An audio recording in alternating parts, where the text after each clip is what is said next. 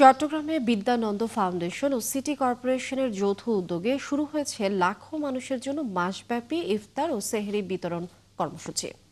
প্রথম রমজানের দিন নগরী বিপ্লব উদ্যানে আয়োজিত ইফতার বিতরণ কার্যক্রমের আনুষ্ঠানিক উদ্বোধন করেন Chittagong city mayor doctor Shahadat Hossain. এই সময় তিনি বলেন, রমজানের শিক্ষা হলো ধনী গরিবের ভেদাভেদ ভুলে সবাইকে এক কাতারে নিয়ে আসা। তাই বিদ্যানন্দের মতো সংগঠনগুলো এমন মানবিক কাজের মাধ্যমে সমাজে আশার আলো ছড়িয়ে দিচ্ছে।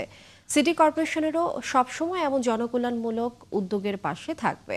এদিকে বিদ্যানন্দ ফাউন্ডেশন জানায়, পুরো রমজান মাস জুড়ে প্রতিদিন নগরীর বিভিন্ন এলাকায় দরিদ্র, অসহায় ও নিম্ন আয়ের মানুষের মাঝে ইফতার ও সেহরি বিতরণ করা হবে।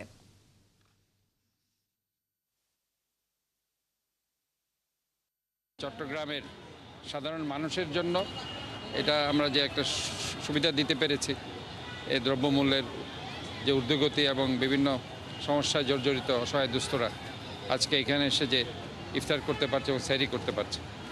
তো এই কার্যক্রমগুলো গত বছর থেকে শুরু হয়েছে এবং আমি মনে করি এই কার্যক্রম ইনশাল্লাহ চলতে থাকবে। 3 বেলা খাবার জোগাড় করতে যাদের হিমশিম অবস্থা, তারা একটা ভালো ইফতার এবং ভালো সেহরি তারা কিভাবে খাবে এই দুশ্চিন্তায় পড়ে যায়। তো বিদ্যানন্দ ফাউন্ডেশন একটা রেসপন্সিবল প্রতিষ্ঠান হিসেবে সবসময় চেষ্টা করে অভাবী মানুষদেরকে পাশে দাঁড়াতে, এবং সেই অভাবী মানুষদের জন্য আমরা এই আয়োজনগুলো করে থাকি।